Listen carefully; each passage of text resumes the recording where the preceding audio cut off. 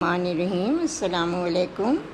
میں ڈاکٹر تنویر انور خان آپ کے لیے آج اپنی 65 نمبر کی کہانی لے کے آئی ہوں، اور یہ میں نے اپنی نئی کتاب کانچ کے ٹکڑے سے لی ہے۔ اس کا نام ہے ہار، اور یہ میری کہانی 1994 میں آنچل رسالے میں شائع ہوئی تھی، اور اب میری نئی کتاب میں موجود ہے۔ میں آپ لوگوں کا زیادہ وقت نہیں لوں گی، ہم بعد میں باتیں کریں گے۔ تو آئیے ہم اپنی کہانی شروع کرتے ہیں۔ ہار۔ امی، آپ عجیب بات کرتی ہیں میں شادی کر لوں؟ تو شادی کرنا عجیب بات ہے؟ دنیا شادی کرتی ہے تو وہ عجیب بات ہوتی ہے، عدیلہ نے اپنی بیٹی سے کہا۔ امی، اور لوگوں کا تو مجھے معلوم نہیں، مگر میں اپنے سے بلو اسٹینڈرڈ کے آدمی سے ہرگز شادی نہیں کروں گی، بینا نے تنک کر جواب دیا۔ وہ بلو اسٹینڈرڈ نہیں ہے، اسٹیل مل میں انجینئر ہے، تنخواہ 15,000 روپے ہے، اور ٹھیک ٹھاک لوگ ہیں، صرف 15,000 روپے کماتا ہے۔ امی، مہنگائی دیکھی ہے آپ نے؟ آسمان سے باتیں کر رہی ہے، جب بجٹ آتا ہے تو ہر چیز کے دام 20-30% بڑھ جاتے ہیں۔ اب آپ دیکھیں نا، جب آپ چھوٹی تھیں تو تیل کا ڈبہ اور گھی کا ڈبہ بڑا والا 25 روپے کا ملتا تھا، اب تو وہ ہزاروں میں ملتا ہے۔ کیسا تغیر آ گیا ہے؟ 15,000 میں کیا ہوگا؟ 25,000 تو مجھے کمپیوٹر میں مل رہے ہیں امی۔ تو مل بانٹ کر گزر بسر کر لینا۔ نہیں امی، میں یہ برداشت نہیں کر سکتی کہ میرا شوہر بیوی کی کمائی سے بھی کم کمائی کرتا ہو تاکہ ہر وقت مانگتا ہی رہے۔ تمہاری سوچیں بہت غلط ہیں بیٹا، یہ تمہیں کہیں کا نہیں رکھیں گی۔ او امی، ابھی تو میری عمر پڑی ہے، کوئی مل جائے گا تو کر لوں گی شادی۔ تمہاری وجہ سے چھوٹی بہنوں کی شادی رکی ہوئی ہے۔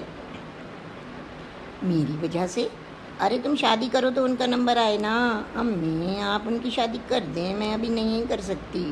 دوسرے یہ کہ ابھی مجھے نعمان کی پڑھائی پوری کرانا ہے، پھر سلمان بھی میڈیکل کالج میں ہے، وہ لڑکے خود ٹیوشن پڑھا کر اپنا خرچ اٹھا رہے ہیں، تمہیں ان کی فکر کی ضرورت نہیں ہے۔ امی، پاپا کی موت کے بعد آپ نے ہمیں کس کس طریقے سے محنت کر کے پڑھایا ہے، کیا ہمارا فرض نہیں بنتا کہ ہم آپ کی مدد کریں؟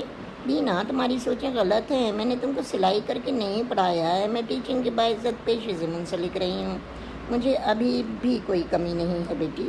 امی، میں ابھی شادی نہیں کروں گی، آپ سیما اور سبینہ کی شادی کر دیں۔ بینا پیر پٹکتی ہوئی چلی گئی۔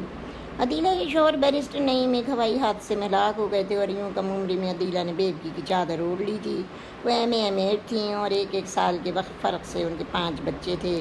جب بیرسٹر نعیم کا انتقال ہوا تو بینا 12 سال کی تھی، باپ کے لاڈ و پیار میں بگڑ گئی تھی، اور یوں عدیلہ نے بھی بچوں کو باپ کی کمی کبھی محسوس نہیں ہونے دی۔ نعمان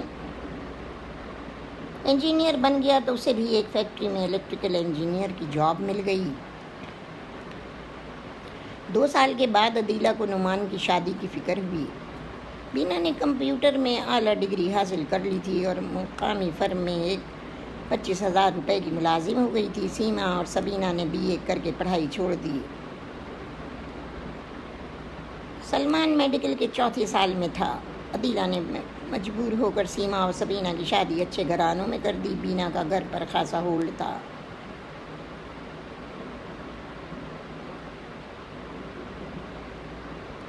بینا، میں ایک دفعہ پھر تم سے پوچھ رہی ہوں، تم شادی کر لو، کیونکہ میرا بڑھاپا ہے، مجھے نعمان اور سلمان کا بھی گھر بسانا ہے۔ تو بسا دیں امی۔ اور یوں بینا کی ہٹ درمی کی وجہ سے نعمان کی دلہن شنیلا گھر میں آ گئی۔ عدیلہ کچھ بیمار رہنے لگی تھیں۔ ان کی ایک پرانی ماما برکت بوا تھیں، جنہوں نے سب بچوں کو گود میں کھلایا تھا، وہ اب تقریباً 70 سال کی ہو رہی تھیں۔ سارا باورچی خانہ سنبھالتی تھیں، جبھی تو عدیلہ ان کے بل پر بچے پال لے گئیں۔ اس روز عدیلہ کے سینے میں درد تھا تو بوا نے کہا، بیٹی، بینا کے فر سے بھی سبک دوش ہو جاتی تو اچھا تھا۔ کیا کروں بوا، وہ لڑکی اتنی خودسر اور بدتمیز ہے کہ بات مانتی ہی نہیں ہے۔ مگر عدیلہ بیٹی، تم نے اپنی بیٹی سے ہار مان لی ہے۔ بوا ہمت جواب دے گئی ہے، نعیم کی بے وقت موت نے مجھے توڑ کر رکھ دیا، میرا بھی اب چلتا وقت آ گیا ہے۔ ایسا نہ کہو بیٹی، میں بوڑھی بیٹھی رہوں اور تم جہاں چلی جاؤ۔ بوا، میرے بعد بینا کی تمام تر ذمہ داری آپ پر ہوگی۔ میں وعدہ تو کرتی ہوں بیٹی، مگر تم اس کی شادی تو کر دو۔ وہ نہیں مانے گی اور میں ہار گئی ہوں۔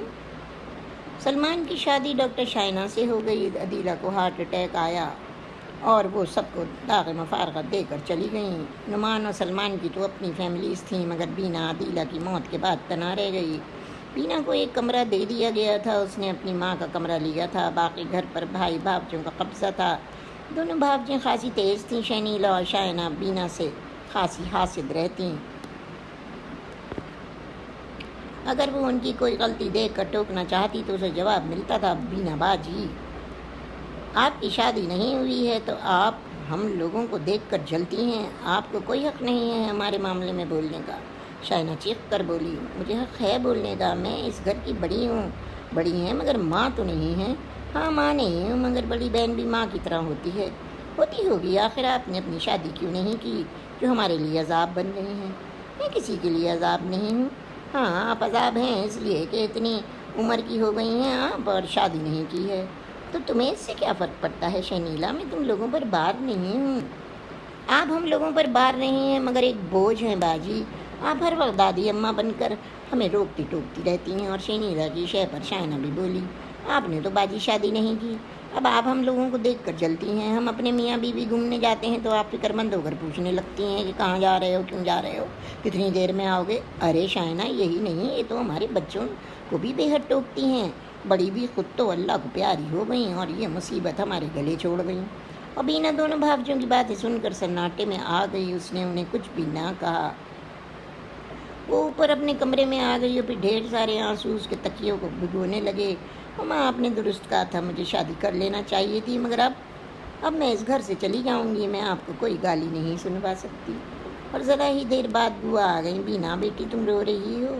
بوا شنیلا شائنہ نے تو بدتمیزی کی حد کر دی، یہ آج کل کی چھوکریاں ان کا گھونگھٹ اٹھا اور یہ منہ کو آنے لگتی ہیں، بس انہوں نے مجھے جو کچھ بھی کہا وہ پہلی اور آخری بار کہا ہے، اب میں اس گھر میں ایک پل بھی نہیں رہوں گی۔ کہاں جاؤ گی بیٹی؟ میں ہاسٹل میں شفٹ ہو جاؤں گی، ایک ورکنگ وومنس کے لیے ایک ہاسٹل کھلا ہے ڈیفینس میں وہیں شفٹ ہو جاؤں گی۔ اور میں بیٹی آپ میرے ساتھ رہیں گی تو رکھوں گی۔ عدیلہ بیٹی مجھے تمہارا ذمہ دار بنا گئی ہے، تمہیں تنہا کیسے چھوڑ دوں گی؟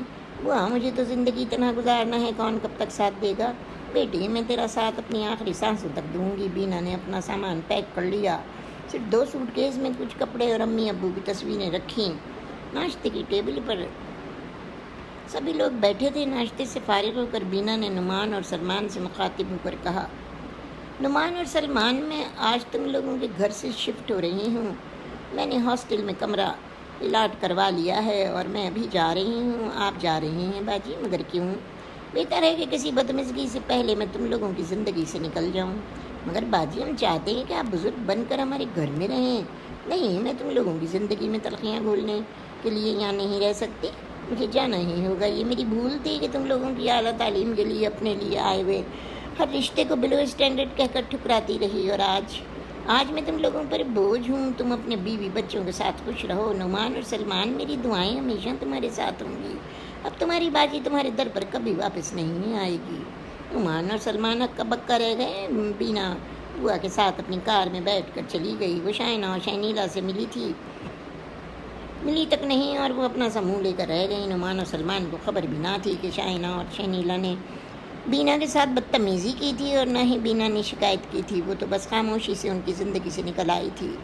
اس کا ایک کام کمپیوٹر کلاسیں لینا بھی تھا، اور وہ اپنے اسٹوڈنٹس لڑکے لڑکیوں میں کی آئیڈیل تھی، لمبا قد، دبلی پتلی، کامنی سی، لمبے لمبے بالوں، خوبصورت غزالی آنکھوں والی گوری گوری بینا لوگوں کے دل میں اتر جاتی تھی۔ وہ 30 سال کی ہو رہی تھی مگر لگتی نہ تھی۔ اس کے اسٹوڈنٹس میں ایک 24-25 سال کا لڑکا عاطف رضا تھا۔ بینا نے محسوس کیا تھا کہ لڑکا اس میں دلچسپی لینے لگا ہے، بہانے اس کے کمرے سے آ کر سوالات کرتا تھا۔ عاطف آپ کو جو بھی پوچھنا ہے کلاس روم میں پوچھ لیا کریں۔ میڈم اتنے رش میں کیسے پوچھوں، مجھے شرم آتی ہے۔ ارے اس میں شرم کے آنے کی کون سی بات ہے؟ شرم کی بات ہے ایک تو یہ کہ آپ سے ڈھیر ساری باتیں کرنے کو دل چاہتا ہے۔ مجھ سے بات کرنے کو دل چاہتا ہے؟ جی ہاں، مگر کیوں؟ اس لیے کہ آپ بہت خوبصورت اور بہت اچھی ہیں، اور اچھی خاتون سے کون بات کرنا نہیں چاہے گا؟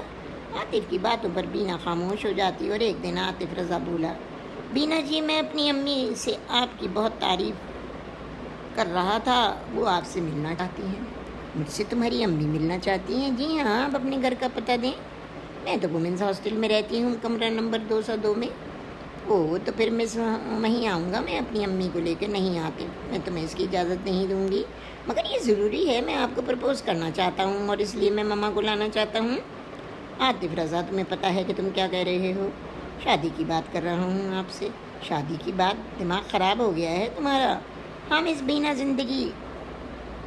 ہاں مس بینا صدیقی، دماغ خراب ہو گیا ہے میرا، میں آپ کے شہر میں گرفتار ہو چکا ہوں۔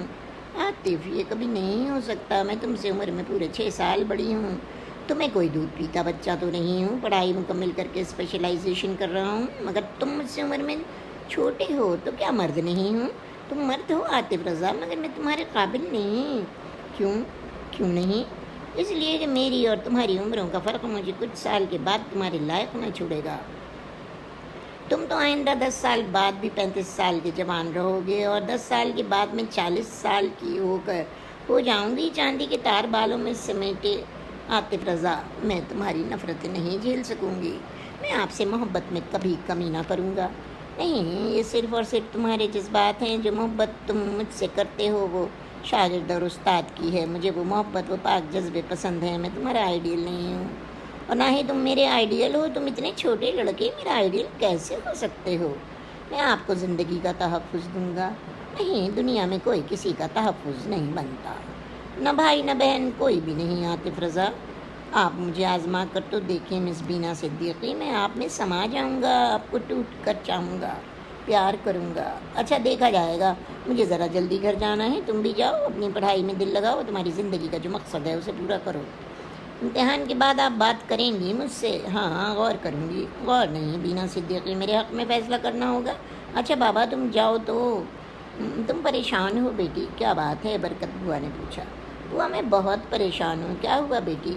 بوا، ایک 24-25 سال کا لڑکا عاطف رضا میرا شاگرد ہے، بتائیے وہ گھر آنا چاہتا ہے مجھے پرپوز کرنے کے لیے۔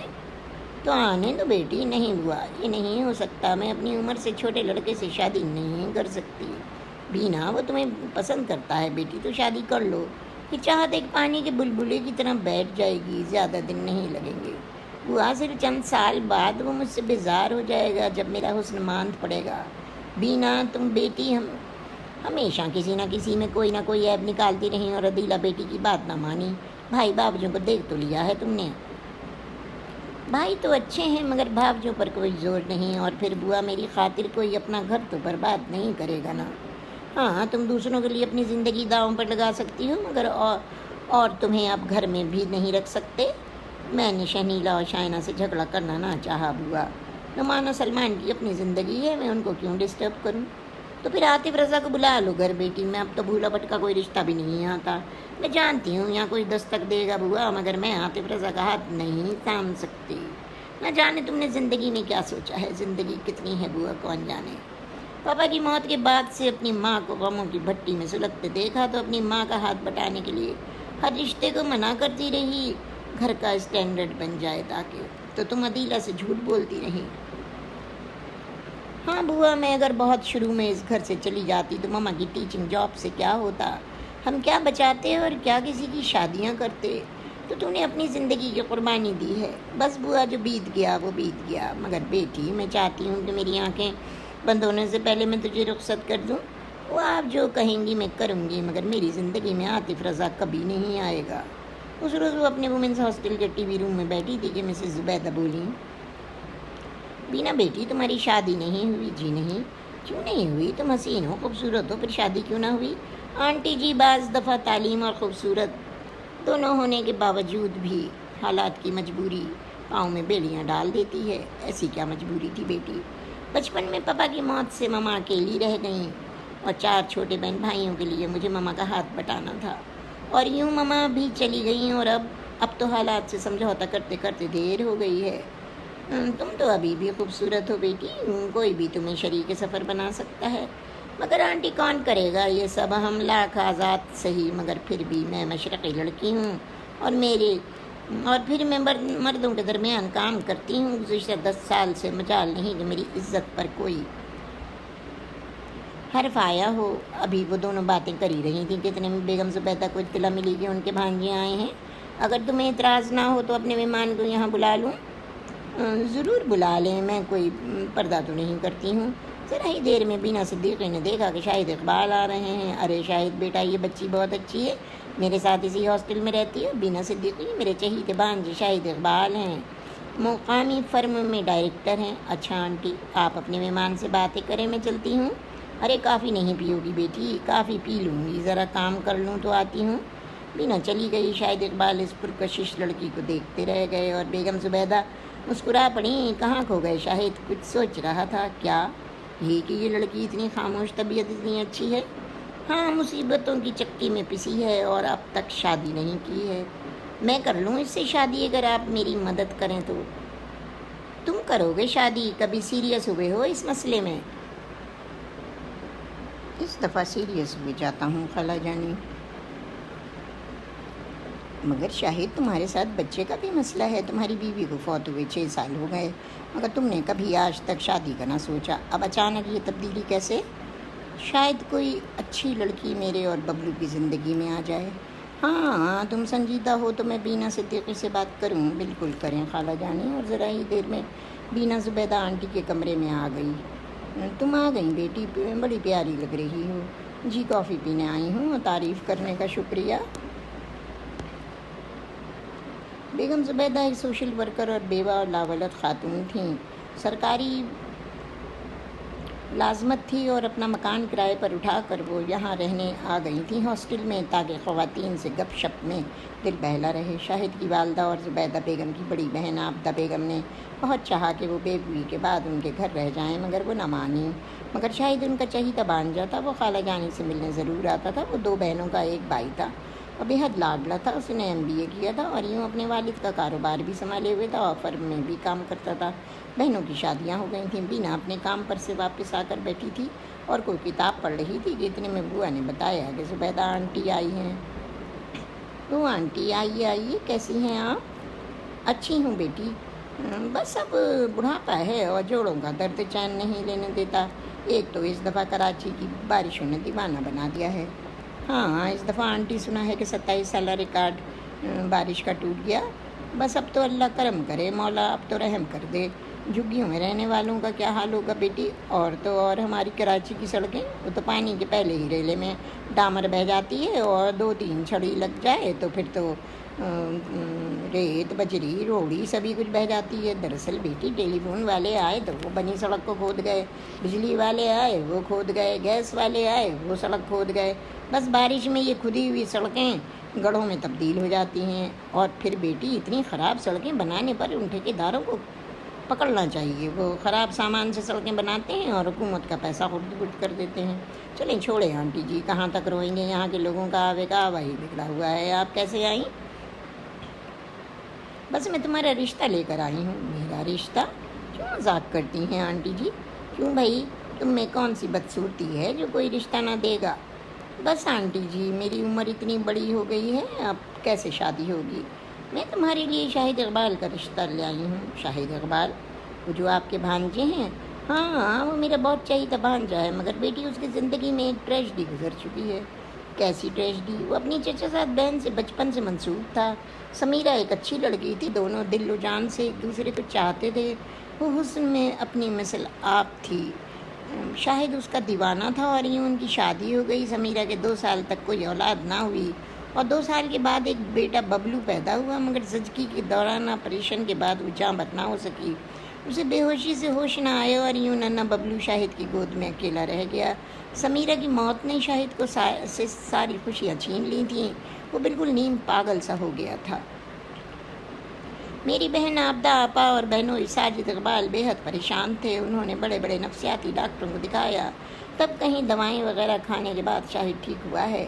ببلو اب 6 سال کا ہے، پہلی جماعت میں پڑھتا ہے۔ ہم لوگوں نے بہت چاہا کہ شاہد دوسری شادی کر لے، مگر وہ نہ مانا۔ مجھ سے کہتا، خالہ جانی، سمیرہ کی طرح کسی کو چاہ نہ سکوں گا، اس کی یاد دل سے نکال نہیں پاتا۔ وہ میری بچپن کی محبت تھی، رگ و پے میں سرائیت کر لی تھی اس نے، مگر اب وہ تم سے شادی کو راضی ہے۔ کیوں آنٹی جی؟ اس لیے کہ تم اسے پسند آئی ہو۔ تم ایک میچور لڑکی ہو جو شاید ببلو کو پیار دے سکے۔ جواب دو بیٹی، تم کیا کہتی ہو؟ آنٹی، میں اتنی جلدی کیسے جواب دے سکتی ہوں؟ سوچنے کی مہلت چاہیے ہے مجھے۔ سوچ لو اچھی طرح بیٹی، شاید بہت اچھا ہے، وہ تمہیں کبھی کسی چیز کی کمی نہیں ہونے دے گا۔ اچھا اب میں چلتی ہوں۔ زبیدہ آنٹی چلی گئیں۔ تب وہ رات وہ شش و پنج میں مبتلا تھی۔ اس کی زندگی میں 2 لوگ داخل ہونا چاہتے تھے اور وہ فیصلہ کیسے کرے، عاطف رضا یا شاہد اقبال؟ ایک کم عمر ہے اور دوسرا ایک بچے کا باپ اور میچور آدمی ہے۔ شاید اللہ تعالیٰ نے اسے زندگی میں ایک بار پھر یہ موقع فراہم کیا ہو۔ کتنے ہی دن خاموشی سے گزر رہے تھے اور تب ایک دن شاہد اقبال اس کے گھر آ گئے۔ بینا صدیقی، میں آپ سے کچھ بات کرنا چاہتا ہوں۔ جی مجھ سے؟ ظاہری بات ہے، آپ کے گھر آیا ہوں تو آپ ہی سے بات کرنا ہوگی، مگر اکیلے میں؟ بیٹی تم بات کر لو، میں اتنے کھانا بنا لیتی ہوں تم لوگوں کے لیے، یہ کہہ کر بوا چلی گئی اور بینا وہیں سامنے صوفے پر بیٹھ گئی۔ بینا، میری آپ سے شاید چوتھی ملاقات ہے اور آنٹی کے ذریعے میرا پیغام آپ تک پہنچ چکا ہوگا۔ جی، وہ گھبرا رہی تھی۔ ویسے تو یہ بات آپ نے نہیں کرنا چاہیے تھی، مگر معلوم ہوا کہ آپ کے والدین حیات نہیں ہیں۔ جی ہاں، دونوں فوت ہو چکے ہیں۔ اور بہن بھائی؟ 2 بہنیں 2 بھائی مجھ سے چھوٹے ہیں۔ آپ یہاں ہاسٹل میں کیوں رہتی ہیں؟ کیا بھائی آپ کو نہیں رکھتے؟ شاہد نے تعجب سے پوچھا۔ بینا کی آنکھوں میں ڈھیر سارے آنسو منڈائے۔ وہ جذبات میں آ گئی اور اس لمحے سفید کپڑوں میں ملبوس معصوم چہرہ لیے بینا صدیقی شاہد اقبال کے دل میں اترتی چلی گئی۔ بینا، پریشان مت ہو، میں آپ کے بارے میں سب جانتا ہوں۔ مجھے بوا نے ساری باتیں بتائیں کہ آپ نے اب تک شادی کیوں نہیں کی۔ بوا نے آپ کو سب باتیں بتائیں؟ ہاں، ایک دن میں آیا تھا، دن کے وقت آپ گھر پر نہیں تھیں تو بوا نے سب کچھ بتا دیا تھا۔ بینا، میں آپ سے شادی کرنا چاہتا ہوں۔ شاید زبیدہ آنٹی نے آپ کو سب کچھ بتا دیا ہوگا۔ جی، بتایا ہے کہ آپ اور سمیرہ آپس میں بہت محبت کرتے تھے اور یہ کہ آپ کی ایک بیٹا بھی ہے۔ ہاں، اور ببلو مجھے جان سے زیادہ عزیز ہے۔ میرے پیچھے پورا گھر گزشتہ 6 سال سے پڑا تھا، مگر مجھے کسی لڑکی میں کوئی دلچسپی نہ تھی، شاید اس لیے کہ وہ مجھے اپنی دولت کی لالچ لگتی تھیں، مگر آپ ان سے مختلف اور بہت سنجیدہ ہیں۔ اگر سنجیدہ نہ ہوتی تو 12 سال کی عمر سے ماما کا ہاتھ کیسے بٹاتی؟ بہن بھائیوں کو پڑھا لکھا کر ڈاکٹر انجینئر کیسے بناتی اور بہنوں کی شادیاں کیسے کرتی؟ آپ نے اپنے بہن بھائیوں کے لیے اتنا کچھ کیا، مگر وہ لوگ اپنی بڑی بہن کی قدر نہ کر سکے۔ یہ دنیا ہے شاہد صاحب، بھائی پر اختیار ہوتا ہے، بھابجوں پر نہیں۔ اور میں اپنی انا کے خلاف وہاں کیسے رہ سکتی تھی؟ یہاں چلی آئی۔ مگر بینا، آپ یقین کریں، میں صدقہ دل سے آپ کو اپنا رہا ہوں۔ مجھے جواب دیں تو پھر میں تیاری شروع کروں۔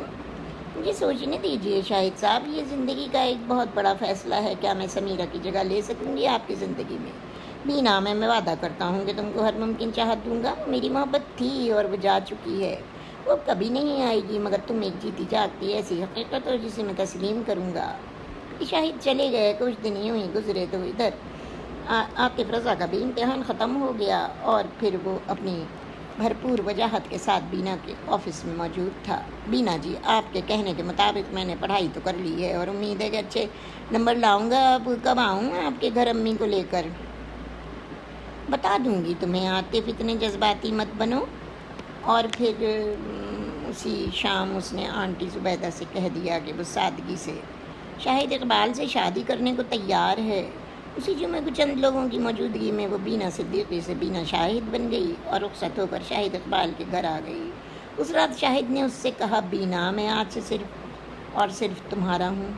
تم میری ہو اور مجھے یقین ہے کہ میں تمہیں مایوس نہیں کروں گا۔ اور ہمارا ولیمہ ہالیڈے میں اس جمعے کو ہوگا۔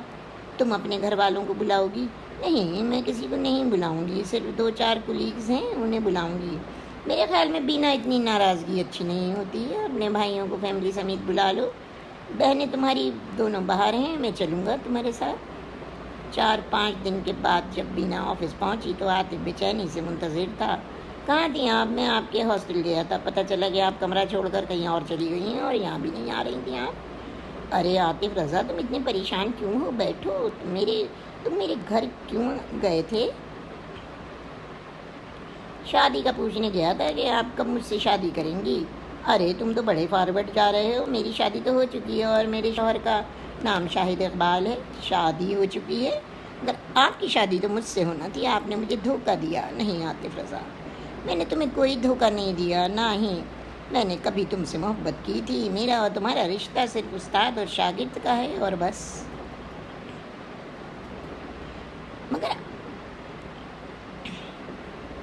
مگر آپ میرا آئیڈیل ہیں۔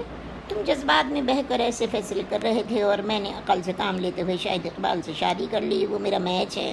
وہ مجھے 6-7 سال عمر میں بڑے ہیں، صرف ان کی پہلی بیوی مر چکی ہے اور ایک بچہ ہے، مگر وہ مجھے پھر بھی بہت پیار کرتے ہیں۔ آپ نے ایک بچے کے باپ سے شادی کر لی، پھر مجھ میں کیا خرابی تھی؟ بینا صدیقی صاحبہ، عاطف رضا، اپنے آپ کو پاگل مت کرو۔ سائے کے پیچھے بھاگوگے وہ کبھی ہاتھ نہ آئے گا. تمہارے لیے صرف 20-21 سال کی لڑکی درست رہے گی.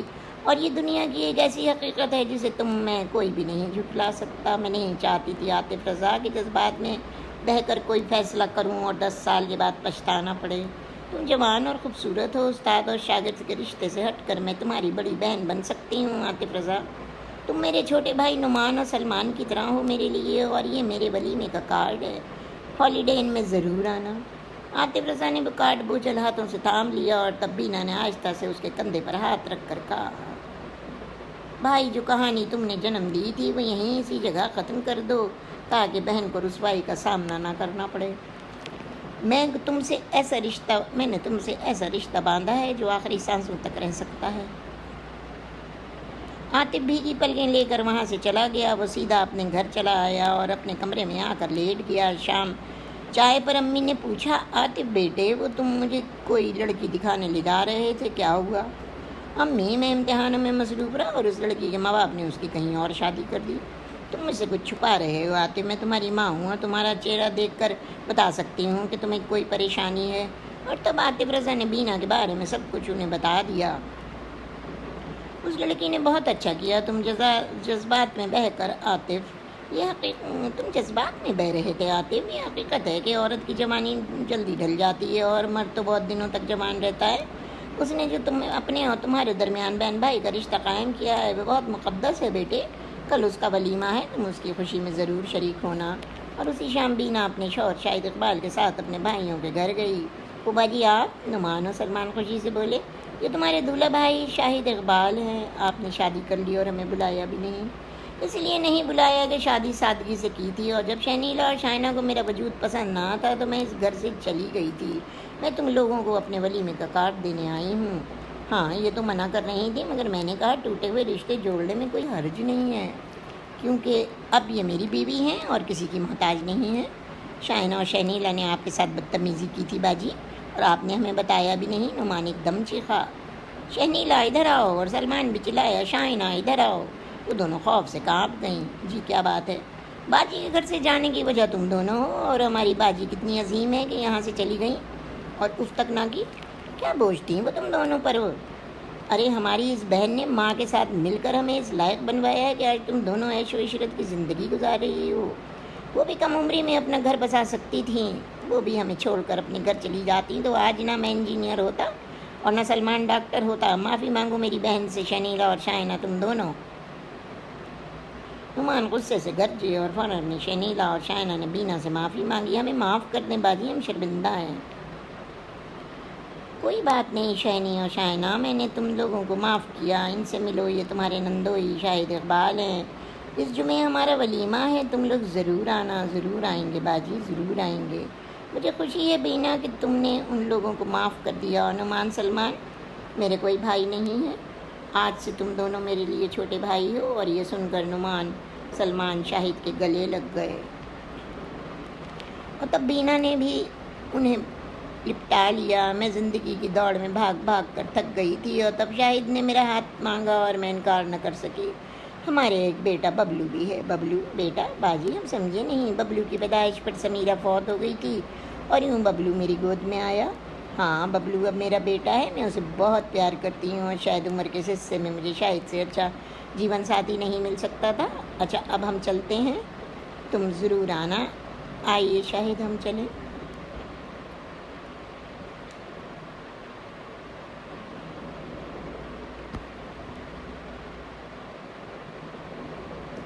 اور گلابی کپڑوں میں ملبوس ہیرے کی لانگ ناک میں پہنے کامدانی کے سوٹ میں ان سب کو باجی کتنی پروقار لگیں. وہ سب ہار گئے تھے اور باجی جیت گئی تھی. شنیلا اور شائنہ حیران تھیں کہ باجی کی شادی اتنی اچھی جگہ کیسے ہو گئی. اور پھر وہ سب کے سب جمعے کی رات ہالیڈے ان پہنچے. فیروزی رنگ کے شرارہ سوٹ میں ملبوس زیورات سے لدی ہوئی بینا شاہد بے حد حسین لگ رہی تھیں اور شاہد اقبال بھی نیوی بلو کوٹ پتلون میں بہت اچھے لگ رہے تھے. باجی آپ تو بے حد حسین لگ رہی ہیں. شائنہ اور شنیلا نے فرط مسرت سے باجی کا ماتھا چوم لیا. آپ نے ہمیں معاف کیا باجی. ہاں وہ تو اسی دن کر دیا تھا. وہ مسکرا پڑی اور تب شنیلا نے خوبصورت سا نورتن کا سیٹ باجی کو دیا اور 5,000 روپے ایک لفافے میں دولہا کو دیے اور شائنہ نے ہیرے کا سیٹ دیا اور لفافے میں اس نے بھی شاہد کو 5,000 روپے دیے. ابھی بینا بیٹھی ہی تھی شاہد کے ساتھ اسٹیج پر کہ مووی کیمرہ گھوم رہے تھے کہ اتنے میں عاطف رضا آ گیا. شادی مبارک ہو آپ کی. آپ نے ایک کنگن کا جوڑا اس نے ایک کنگن کا جوڑا اس کی طرف بڑھا دیا. شاہد بھائی آپ میری طرف سے آپ ہی کو پہنا دیں. تب بینا بولی شاہد میرے ہونہار شاگرد ہیں اور منہ بولے بھائی ہیں. شاہد نے گرم جوشی سے عاطف رضا سے ہاتھ ملایا. اچھا بھائی عاطف تم اپنی آپ ہی کو خود کنگن پہناؤ اور میں ذرا دوستوں سے مل لوں. اسی لمحے اسٹیج پر کوئی نہ تھا. عاطف نے بینا کے ہاتھ میں کنگن دے کر کہا آپ میرے تصور سے زیادہ حسین لگ رہی ہیں. آپ ہی دعا کریں میری ہار اور آپ کی جیت مجھے اب آپ جیسی جیون ساتھی دے دے. مدد کریں گی نا میری؟ ہاں عاطف رضا میں تمہیں اپنے لیے ایک اچھی سی بھابھی لا کر دوں گی. میں کل امریکہ جا رہا ہوں. 2 سال کے بعد آؤں گا. کیوں؟ اس لیے کہ اپنی ہار کا غم یہاں رہ کر سہ نہیں سکتا. شاید 2 سال کی دوری مجھے حوصلہ دے دے. اچھا خدا حافظ. عاطف رضا وہاں سے پلٹ آیا. شکست خوردہ سا. اسے اپنے آپ پر بڑا ناز تھا. وجاہت پر ناز تھا. وہ تو کبھی سوچ بھی نہیں سکتا تھا کہ وہ کبھی ہار بھی سکتا ہے. وہ تو یہ سوچتا تھا کہ جس لڑکی کی طرف ہاتھ بڑھائے گا تو وہ لپک کر اس کو تھام لے گی. مگر یہ خواب و خیال اس کی جیون کی سب سے بڑی ہار بن گیا تھا اور وہ بوجھل قدموں سے شادی حال سے باہر آ رہا تھا اور دور اسٹیج پر بیٹھی خوبصورت بینا اسے جاتا دیکھ کر بولی عاطف رضا تم غلط کہتے ہو. تم ہارے نہیں جیتے ہو. ہار تم میری ہوئی ہے کہ میرے سامنے اور کوئی چوائس نہ تھی. مگر میری یہ ہار شاہد کو پا کر جیت میں بدل گئی اور میں خوش ہوں بہت خوش. اور تب اس نے نظر جھکا کر رومال میں آئے آنسو جذب کر لیے. اور اسی کے ساتھ میری یہ کہانی ہار ختم ہوتی ہے تو اختتام پذیر ہوتی ہے. اب میری آپ لوگوں سے گزارش ہے کہ اگر آپ کو میری بھئی کہانیاں پسند آتی ہیں تو پلیز لائک کریں, سبسکرائب کریں اور لائک کریں, شیئر کریں اور بیل کے آئیکن کو دبا دیں. اب میں آپ لوگوں کا یہ شکریہ بھی ادا کرنا چاہتی ہوں کہ ماشاءاللہ آپ لوگوں کے تعاون سے میرے 1100 سبسکرائبر خیر سے ہو گئے ہیں اور اس کے لیے میں آپ لوگوں کی بہت شکر گزار ہوں. تو اسی طریقے سے ہم اپنے ادب کو پروموٹ کر سکتے ہیں. تو مجھے امید ہے کہ میری بہنوں کا, بھائیوں کا, سب کا, میرے قارئین کا, میرے سننے والے یوٹیوبرز کا میرے ساتھ تعاون جاری رہے گا تاکہ میں اپنی ادبی کاوشوں کو جن کو میں نے سنبھال کے رکھا ہے اور کتابیں شائع کرائی ہیں تو وہ بالکل میں آپ لوگوں تک یہ ادب پوری دنیا میں ہم اس یوٹیوب کے ذریعے پہنچا سکتے ہیں. تو آپ کا تعاون چاہیے. پلیز میری ویڈیو کو لائک کریں, شیئر کریں اور سبسکرائب بھی کریں اور بیل کے آئیکن کو دبا دیں تاکہ میں جو اگلی کہانی ڈالوں آپ کو فوری مل جائے. تو میری اگلی کہانی جو ہے اس کا نام ہے پنہا. اور پنہا جو ہے وہ بھی میری کانچ کے ٹکڑے 9ویں کتاب سے میں نے لی ہے. تو آپ مجھے اجازت دیجیے. اللہ حافظ.